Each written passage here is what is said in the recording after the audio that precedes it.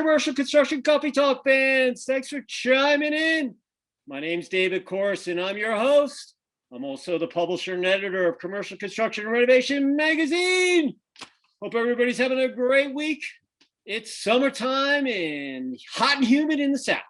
In Atlanta, it's like 90 degrees, sticky. I mean, it's so nice here in the South over the last couple of months. But all of a sudden, in like the middle of June, God just flicks the switch and the humidity is just absolutely off the wall. So, I'd rather be in 110 degrees and dry out in Arizona than in 90 degree and 98% humidity. But, it rained all night last week, so it was actually kind of cool. And we'll take the water up in the lake because we need it during the summer.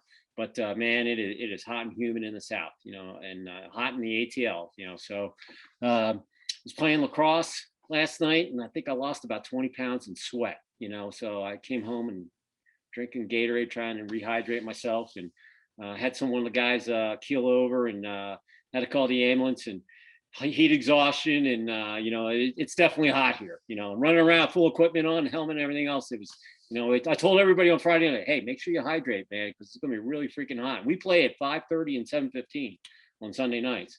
So we try not to play, but, we're on turf. It's hot. It was still hot and sticky at like 8:30 when I got done. So, we all got in the parking lot, they drink beers, but man, it's been hot down here. But it's summertime in the South. So if you're in Atlanta, you want to be on the lake on the weekends and cooling off. And the lake's about 85. It's a bathtub. So with that said, got a special guest all the way out on the West Coast. His name is Mr. Cameron Page. He's the CEO of Extracker, correct? You got it. Yep. And where are you out in California? What city are you in?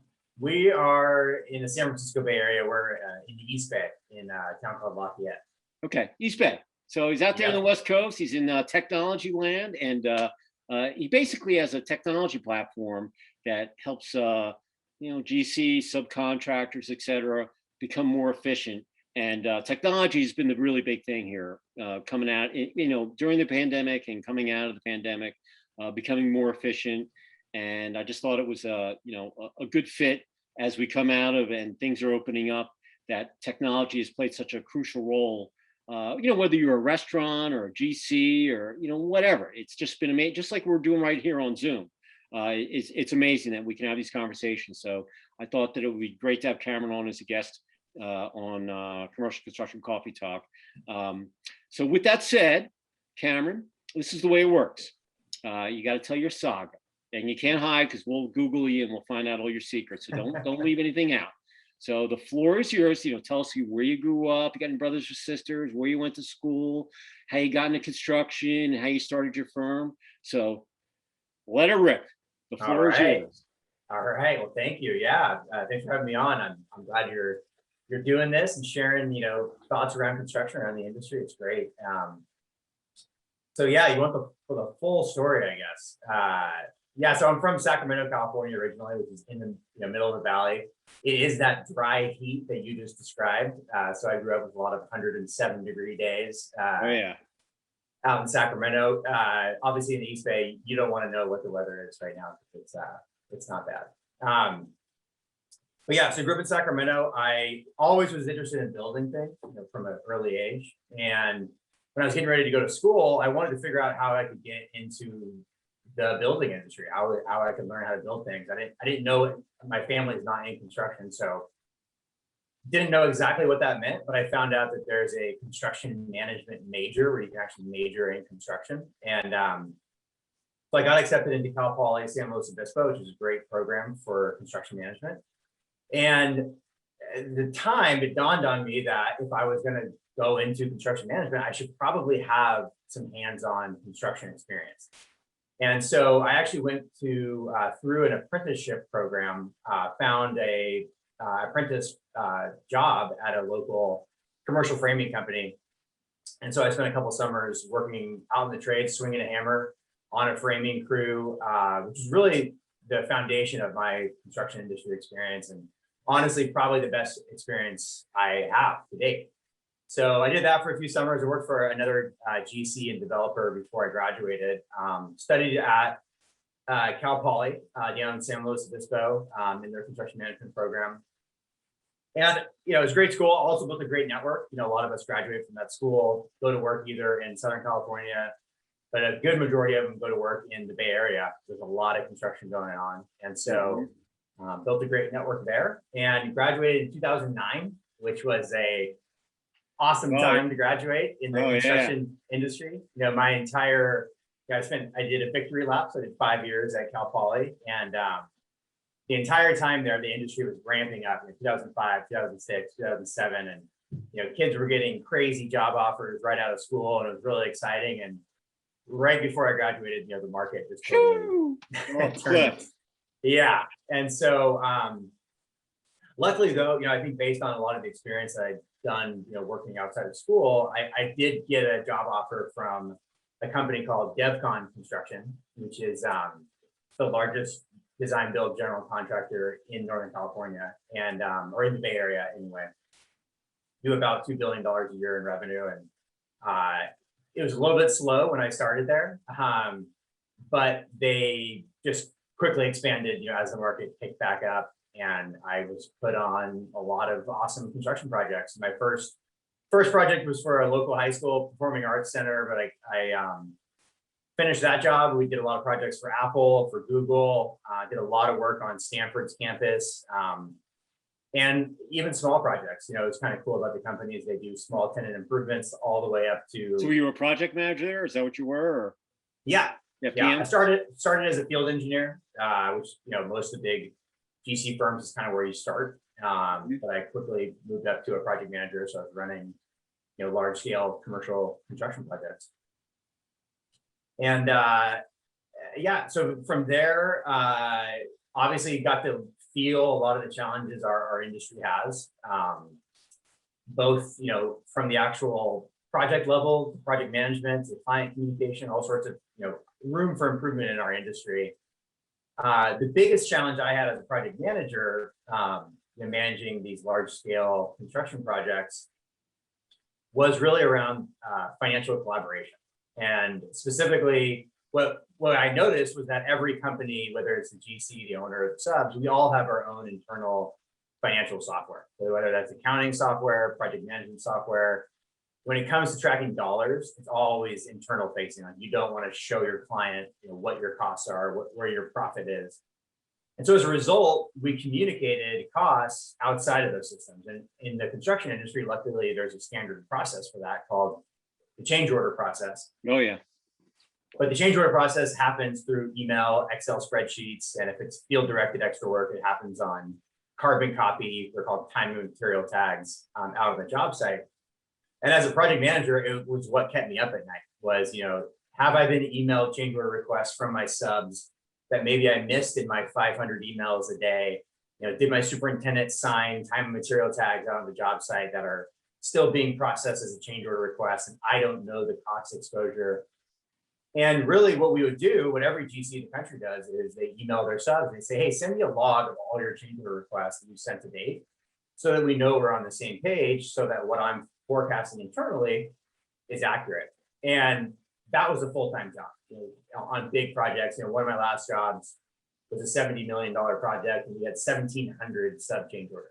And it was just a huge burden for our team, and you never plan on having that many change orders, so you're always behind on it.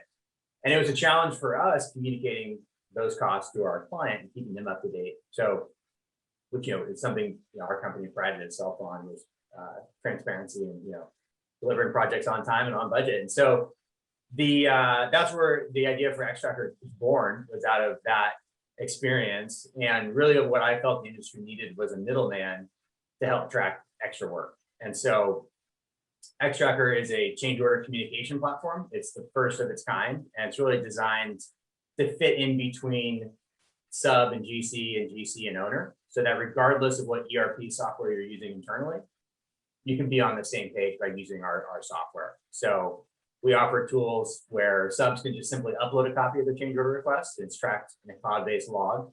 They can send a link to that log to their GC, or the GC can make us a project requirement and require the subs upload through our system, so everyone winds up on the same page. So we launched about a little over 3 years ago. We primarily launched in the Bay Area market just because I built up that network from Cal Poly and from Devcon, and frankly, I just went and sold to all the companies I knew, over the last 10 years. And Yeah, sure. as a result, we've been growing really fast. So we're used by, I would say a majority of the GCs in our market. We have subcontractors all over the world that use our software. And so it's been great. It's been challenging, but it's been a fun journey. And we recently just raised our Series A. So we raised $5.5 million from a really well-respected VC firm called Jackson Square Ventures. Oh, congrats. And so we're ramping things up right now. And so that's the story anyways, from high school to now. I probably missed a couple of things, but that's the high level. Hey, listen, having nightmares at the middle of the night, and look what it blossomed into, and so there was no one kind of in your little niche that was out there. I mean, I know that, listen, we do a project software, management software gig every year in our magazine. So, but we get the general stuff, and we get in some of the niche stuff that's out there. But with you pretty much found your niche that was missing. Yeah. Correct? Well, the main thing is, like, when you hear change order management, or you hear the word change order, everyone's going to say, oh yeah, we have software that does change orders. But again, that's your internal facing financial budget, where you're typing in the change orders that you've either sent or received and forecasting against your budget. That's change order management. But again, that's internal facing. So as a result, I would say 75% of the workflow that goes into a change order request happens through email and Excel spreadsheets outside of those systems, because it's a collaborative industry. We're working with, as a GC, we're working with 30 or 40 subcontractors, and everyone's using a different system internally. So that's really where we step in. So it is a niche for sure, and we are really focused on solving that problem. It's a nice add-on, though. It's a nice add-on if someone has their own, like a lot of the big, like in retail, that's one of our core sectors that we'll cover. A lot of these guys, the big brands, they might not buy, they might have their own software. They'll have the contractor learn their own software, the platform that they've built, and learn it. But they could come in and say, hey, you could add this on as to the software that they're already using, with compatibility and all that kind of stuff. Correct? Yeah, exactly. And that's one of the things we prided ourselves on, is financial software in general takes a lot of time to implement and get set up. And that's also a reason why it's challenging to make it collaborative, is, how do I get all my subs onto one platform if the project is only, 8 weeks long or whatever it might be. And so our software is out of the box. It's incredibly easy to use. You can get up and running in just a few minutes. And you can also scale it across, a big organization. Our largest customers have over 1,000 users who are using the software. So it scales up and down, but it's but it's designed to be incredibly simple and easy to use. So talking about, the pandemic, it started last March. It's now June, a year, and a few months later. Obviously, depending on where you were in the country, some states were open, some states were locked down. You're obviously out on the West Coast. Pretty heavy restrictions. I don't have to talk, we all know, but it's opening up June 15th, I think. Tomorrow, right? Is everything is 100% open, correct? Or that's what they say? Oh wow, yeah, I lost track of that. Yeah, you're right. Yeah, no, see, I'm on the no, man. I'm on the meeting. No, June 15th. Now I talk to people like, yeah, tomorrow 15th we're open. So, but when you were kind of coming through halfway through and then things were opening up, talk about some of the challenges that you saw that, were people, because like I said, you were definitely locked down out there more than, let's say, here in Georgia or Texas or Florida, What were some of the challenges that some of your companies were dealing with because of the regulations that were going on? Yeah, I mean, it was honestly one of the biggest challenges, just uncertainty. We would hear one thing, and then it would, the actual outcome would get extended or expanded or redefined. And so I think the biggest problem for our customer base in the industry was just uncertainty. What's next month going to look like? How do I forecast my manpower? How do I get people back into my office? And things, just really simple things like that. I think as time went on, people developed policies and processes to solve for some of those things. And luckily for us, even though the state was pretty shut down, construction was deemed essential pretty early on. And so at least a lot of the actual boots on the ground got to go back to work and actually, make a living, which was great for the industry. But it's also been challenging for clients, people trying to make investment decisions on construction projects, especially in the commercial side where you're trying to build an office building. You have no idea what the capacity is going to be, and will companies actually go back to work, or is remote now the new thing? How does that change, penciling out a pro forma on a large scale office building? And I do also think that, one of the leading indicators is the construction space. And luckily we are seeing a fair amount of office construction still move ahead out here anyways. Obviously a lot of that is driven by some pretty massive companies that are located out here as well. But I think that uncertainty was probably the biggest thing. And then on top of that, it's just, day-to-day policies on the job site, touch-free, a lot of those kind of things.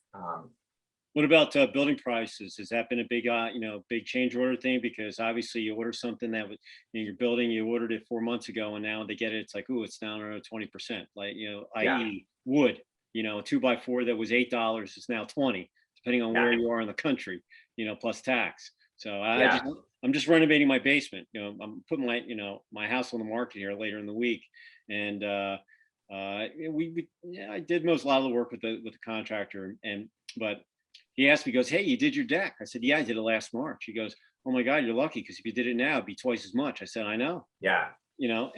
So, but drywall, paint, trying to find primer. These are all things that I just went through over the last, I've been working on my basement probably a month. I think I'm to put 2,000 square feet down there. And, it was amazing. I used it as a project profile for the magazine. So got some of the suppliers to work on the project with me. And case in point, I needed 12.2 and 14.2 gauge wire. All right. I normally could get those 250-foot rolls at Home Depot or Lowe's for $60. They were 130, and they couldn't find any, and drywall sheets. I needed 136, I think, for my basement. And normally they're $70. They were 12, 13. So I can imagine the change order on on let's say a 6-month project. You're trying to buy stuff way in advance, and then when the thinking, hey, it's I don't have it in stock, or the price goes up. That's why I asked you. Probably building products probably is right up there as a major factor right now, right? Yeah, a lot of what's happening right now, and it's really playing out in real time. People don't know if this is going to snap back, if it's just a supply side issue, if it's inflation, and it could be a little bit of everything, right? And but I think it's a little of everything. I think it's a little of everything. It's and it definitely probably won't go back to even. Like, it's probably going to be, stay a little bit or potentially quite a bit above where it was. But yeah, that's a big part of what we help everyone in the industry with is communicating changes in costs. And right now a lot of projects are being repriced out. That could be just straight up rebidding the job, or if they're already under contract, that's going to fall into a change order unless they've locked in the material prices. There's a lot of different scenarios, but as a result, every change is going to drive either an add or deduct to labor, material, and equipment for the scope of work. And with more dollars at stake because material costs are higher, GCs and owners are scrutinizing those costs much more than they did. Well, that's where they make their money. When the wood goes up, that's less money that their profit. Right. You're in business to make money. So whenever costs go up, you got to find a way. You've got your profit margin that you want to make, and when costs go up, you got to find someplace else to cut it, and it gets very difficult as everything's going up. Right. So so you're right. You're living it in real time. Yeah. And again, just like if change orders become more scrutinized, but for good reason, it adds to time in the project. It adds a overhead that's happening in the project, but it also goes into a slower decision-making process, and the slower you are at making decisions, the more the timeline of the job moves on, and all these things really compound on each other. And so a lot of what we do is help bring clarity to that change order process, get the pricing back on time, understand it clearly, and hopefully move ahead. And but yeah, I mean, that's been made it significantly more challenging as projects are getting started back up there. I think the biggest things that are affecting construction right now are building product prices, finding superintendents or PMs, and having companies that are coming out of the pandemic. Because we're, like my sectors are retail, restaurant, hospitality. So some of these people are, well, they're taking baby steps where they would normally be doing giant leaps. So, Yep. and inflation.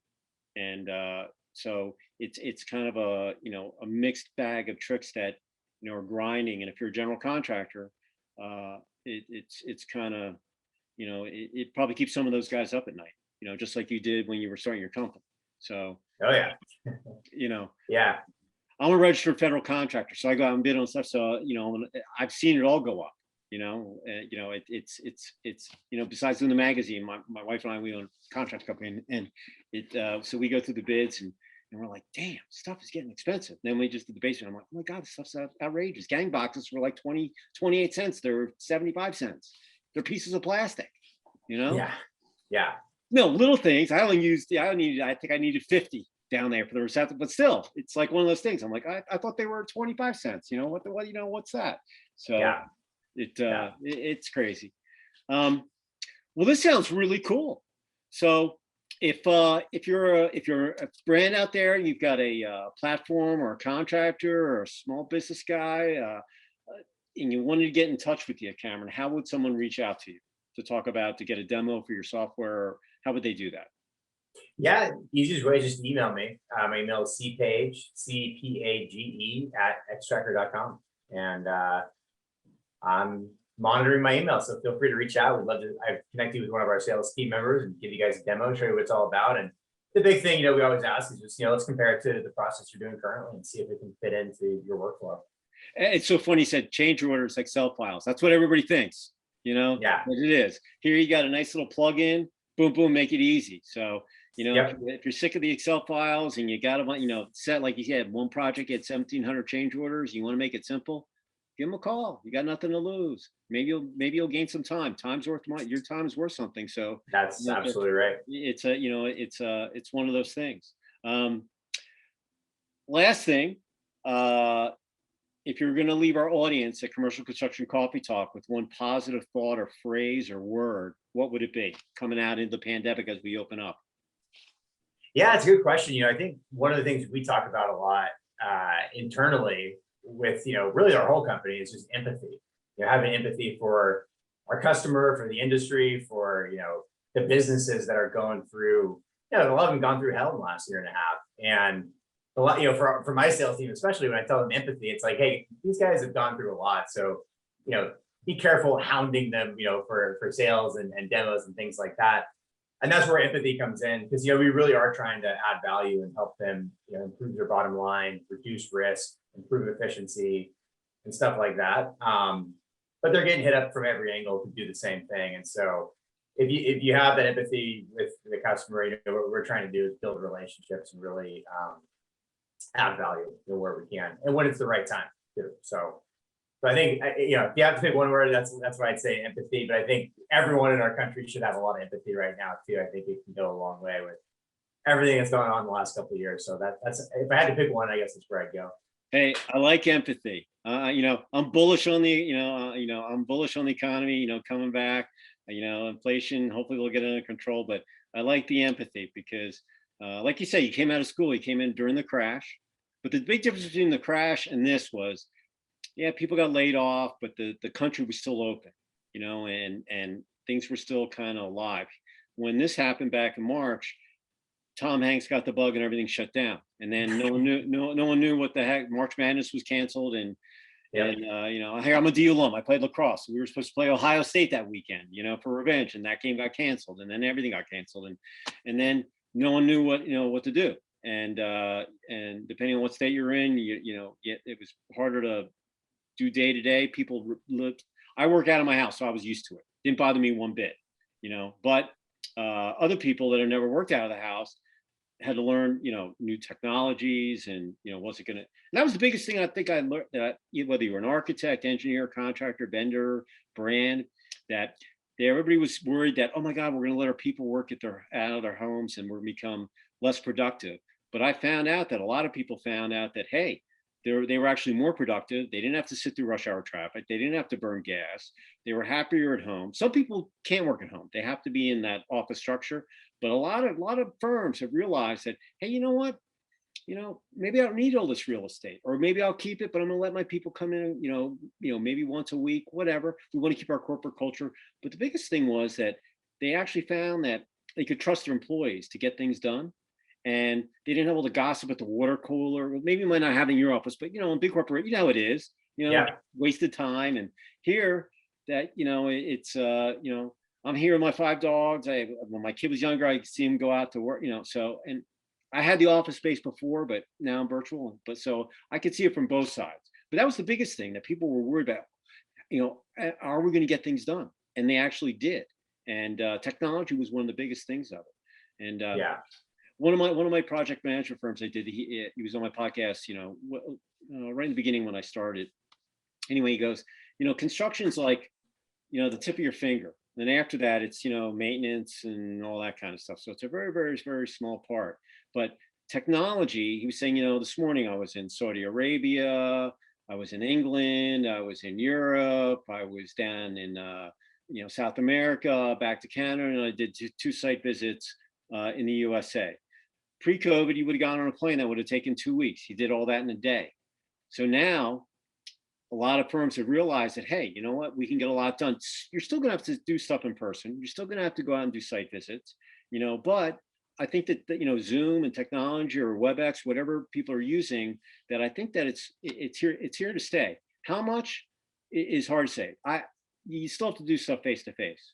There's no doubt about it. But technology can definitely save you a lot of time where, you don't have to go out. Like if you're on a project, someone can text you a picture, or you can do a FaceTime or whatever, versus I got to jump in the truck and drive an hour and a half out to the site. Just simple stuff like that. So for us, one of the really basic things was, when we launched the company a little over 3 years ago, we actually had like a bit of a debate over what video conferencing tool we were going to buy. And now it's like, well, everyone just chooses Zoom. Like Zoom is kind of clearly won as like the most common video thing. But we, when we first started doing sales demos, like we would have, especially the contractors, a lot of them had never used Zoom before.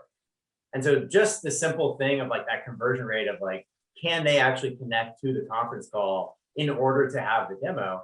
And now everyone connects in a matter of, a minute or two, because everyone's done it, through the last year. Well, in the beginning, they would go in and like, hey, I can't connect. Have you downloaded the software? Right. Have you put the software on your computer? If you're not, you got to do it now, because you're not going to be able to log in without the software on there. Go ahead, hit install. Go to Zoom, buy your plan, and Zoom. Yeah, we do our in face-to-face events, and I always ask the vendors, hey, for your one-on-one meetings, you got to send me your Zoom link. So they'll send me the Zoom link, and I'll see it short, and I'm like, are you using the free Zoom that's only worth 40 minutes? Okay, because I know that if you give me, it's got to be a long one. All right, so go spend your $15, and you're gonna go land a $2 million job. Believe me, you'll be able to pay for it. Okay, $15 a month, 100 people could be on there at a time. Go buy it. But I can tell you, you're using the free one, and they laughed at me. How'd you know? I'm like, because I've been using it. Hey, you got to put your name down there so they know whoever it is. So, but people, even the people that were using Zoom, they would get on. I'm like, hey, you got to use the gallery thing in there so you can get it. Wow, so, and I still learn stuff, Yeah. So absolutely. But just little things like that, I think made business a lot more efficient. So hopefully that helps in the rebound. Hey, I grew up in a construction family, but you said you're always interested in construction. So I want to know, did you have an erector set when you grew up? Oh yeah. Yeah. Okay. Legos, the whole 9 yards. Yeah. Yeah. So I still have my erector set, in metal box, the old school, and I still have it, and so now I know you're totally genuine. I always, I ask that question. Yeah, I want to be construction and come from a construction family. Did you have an erector set? Now I know you were built. You were thinking construction when you were a kid. Oh yeah. Yeah. Well, for those of you who want to find, if you want to ever get in touch with me, you can get me at davidc@ccr-mag.com. You can also catch me on my mobile at 404-931-6569. If you're not a subscriber to our magazine, up on our toolbar at ccr-mag.com, it says subscribe, hit that. We emailed the issues out to 125,000 people. Got them all the back issues coming up. Christian Brothers Automotive Corp. I think the blast is going on Wednesday with the new issue. It's 160 pages. I've got architectural building products in there. Wrap up on our women's retreat, our second one of the year. All sorts of stuff in there. Really good stuff. And love to have you. If you have any projects out there, it's like playing the lottery. If you don't buy a ticket, you can't win. You don't send me something, I can't look at it. We'll find something for you. We'll find a post or put it on social media. It's a really cool project. We'll put it in the magazine. But if you're not a subscriber, we'd love to have you. And like I said, we look at everything. So send it to me and we'll take a look and hopefully we'll get you some good. Free PR is good PR. Just remember that. So send it to me and we'll take a look at it. So Cameron, pleasure having you out there. I know you're 3 hours behind me, so you got the evening ahead out there. Got our Atlanta Hawks. They probably tipped off, so they're trying to see if they can even the series against the Sixers tonight. And if not, I might have to put a fork in them. I'm from Philly, so I have to pull for them too. So it's kind of a mixed bag. You're free rolling, yeah. Yeah, it's like it's one of those things. I'm a Yankee living in the South, but I'm pulling for the Hawks. I lived in Atlanta long enough. Yeah. But really appreciate you finding the time, and all of you out there, thanks for chiming in. I've just lost my light here, so I'm going to turn this back on here. But with that said, everybody have a great rest of the week. Stay cool wherever you're at, whether you're in dry humidity or humid here in the South. Enjoy the summer. You got 4th of July coming up here in a couple of weeks, and stay positive. We're going to come out of this thing, and I always said that we were going to be, stronger and better, and everybody that made it through the bug over the last 18 months or whatever it's been, we're all still standing, and we're a lot smarter and more efficient and more prosperous too. So everybody else, and once again, I always tell you people, and still, whether they get a bug or not, wash your hands, don't touch your face, and just be cognizant of your surroundings. You're going to be okay. So with that said, we're going to say goodnight. Say goodnight from the San Francisco Bay. Where my coldest summer was in San Francisco, isn't that in the game? That is correct. Yeah. You wouldn't think it out here in the East Bay, but it is freezing cold there. Yeah. Now listen, I've been in San Francisco where it's been beautiful, and I've been there where I needed a parka, man. I think my last Giants game that I went to, man, it was freezing, out there. I needed a heavier jacket. So, but enjoy your summer out there, Cameron. Thanks for the time. All of you out there in Commercial Construction Coffee Talk land, have a, appreciate you signing in. We'll see you later, Cameron. We appreciate your time. All right. Thanks. Ciao. Likewise. And cheers. Thanks.